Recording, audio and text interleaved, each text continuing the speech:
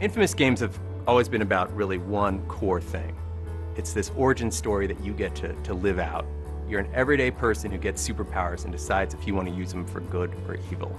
Infamous Second Son is the story of Delson Rowe. Delson is a 20-something Seattle kid who develops superhuman abilities. And he deals with how society is treating anybody with superhuman abilities. It's a situation where this group of Homeland Security type people, we call them the Department of Unified Protection, swarm into the city to eradicate all of the superhumans that are there. And it's his struggle against that group of people and kind of coming to terms with how he feels and how his family feels about people who have these superhuman abilities. In a book or movie, you're going to tell one story, right? And it's going to be your story. You're going to tell a specific story. Whereas a game, you're going to partner with the player, or sometimes a group of players, and you're going to tell a story together.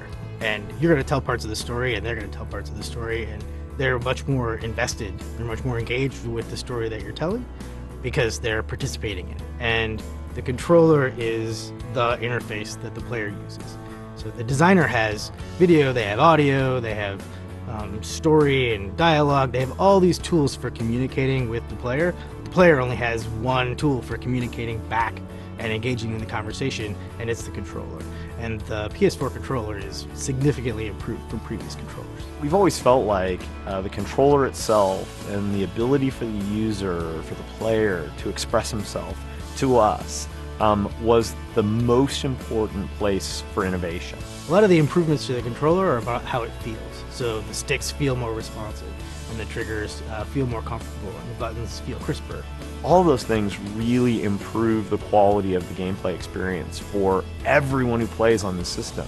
And I think that stuff is so incredibly important. It's kind of the foundation that you build the house on. If you get that wrong, you just can't get anywhere. And so I think it's really, really important what they've done with the controller. But then there's also some exciting new things that give us as game makers a chance to try and give players small but exciting new experiences. And our goal is really to examine that and say, how do we, again, compress the distance between what the player is doing and what's happening in the game? And so the example that I'll give is there's a test that's been created in the infamous Second Son universe to identify people who have the conduit gene, who could develop superhuman abilities. And that test requires a scanning of your finger. And so you have to go up, sort of like going through airport security, but you have to go up and place your finger and get scanned. Normally you would just have the player hit the triangle button or something, right? But with the PlayStation 4, you can actually have the player place their tip of their finger on the pad in exactly the motion that Delson is doing. That gives you a more direct experience. And again, we're not going to be having you press your finger during the entire game, but rather at these key moments, letting you express something in a direct way rather than in an indirect way. One of the things about Second Son I'm really excited to let players get their hands on are the controls. We've really streamlined them so that you can use any of your powers whenever you want in all sorts of different circumstances. So people will be comboing the uses of their powers and their moves and their attacks really fluidly. We actually went through and we completely revised the control scheme to make it easier to learn and also kind of more expressive when you're using your powers. In order to be a frontline next-gen game, you have to be next-gen on a bunch of axes, right? You have to, the first thing everybody looks at and thinks about is visual fidelity, and certainly that's an important part of it. And I think the thing that's so next-gen about this game is that all the next-gen things are kind of under the hood. You're not sitting there staring at a normal map. You're not sitting there staring at an amazing particle effect. No, you're looking at puddles, you're looking at rain, you're looking at a real building in front of you. It's also important that your AI and your particle systems and everything else have been stepped up. Our sound is all high dynamic range this time. Every single element of the game you have to turn over the rocks, change all of the underlying assumptions and improve them. And that's what this business is.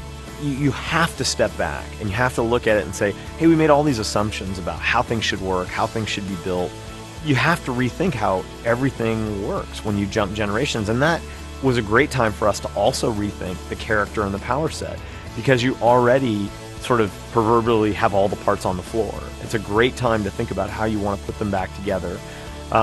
And it gives us a lot of energy around doing another game in this universe, because there's so much for us to go build and go discover what's possible.